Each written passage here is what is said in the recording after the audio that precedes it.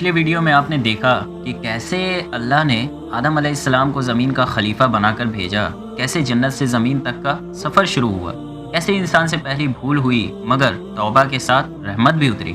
لیکن کہانی یہی ختم نہیں ہوئی تھی۔ آدم علیہ السلام زمین پر صرف پہلے انسان نہیں بنے بلکہ پہلے نبی، پہلے شوہر اور پھر پہلے باپ بنے، اور یہیں سے شروع ہوتی ہے انسانیت کی پہلی آزمائش۔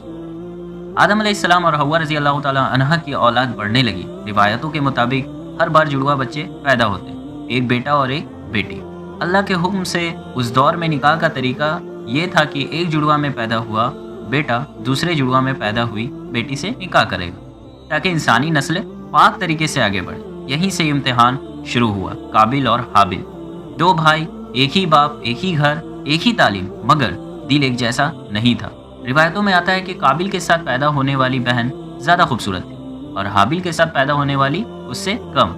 جب نکاح کا وقت آیا تو آدم علیہ السلام نے اللہ کے حکم سے فیصلہ سنایا، قابل کا نکاح حابل کی بہن سے ہوگا اور حابل کا نکاح قابل کی بہن سے ہوگا۔ یہی قابل کا نفس جاگ اٹھا، اس نے سوچا میں بڑا ہوں، طاقتور ہوں، کھیتی بھی کرتا ہوں، تو مجھے بہتر ملنا چاہیے۔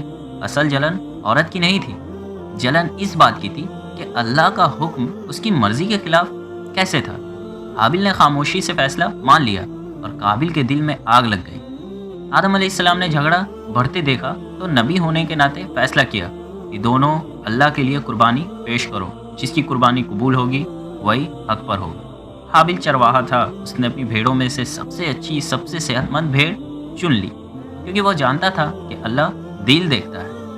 قابل کسان تھا، اس نے اپنی فصل میں سے گھٹیا، سوکھی، بیکار پیداوار رکھ دی، دل سے نہیں صرف دکھاوے کے لیے رکھ دیا۔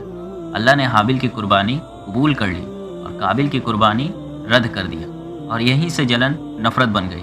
قابل نے کہا میں تجھے قتل کر دوں گا۔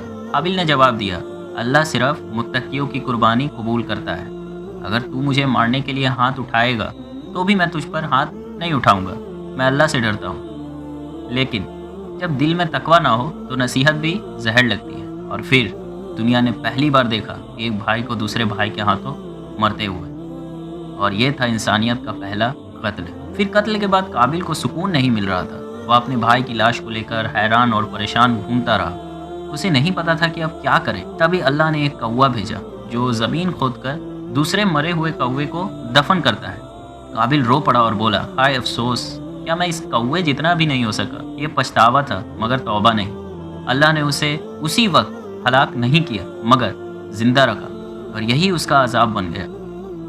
رسول اکرم صلی اللہ علیہ وسلم نے ارشاد فرمایا کہ قیامت تک ہونے والے ہر ناحق قتل قابل کے نامہ اعمال میں لکھا جائے گا، کیونکہ اسی نے سب سے پہلے قتل کا راستہ کھولا۔ تو ناظرین، حابل مر کر بھی کامیاب ہو گیا کیونکہ اس نے صبر اور تقویٰ چنا۔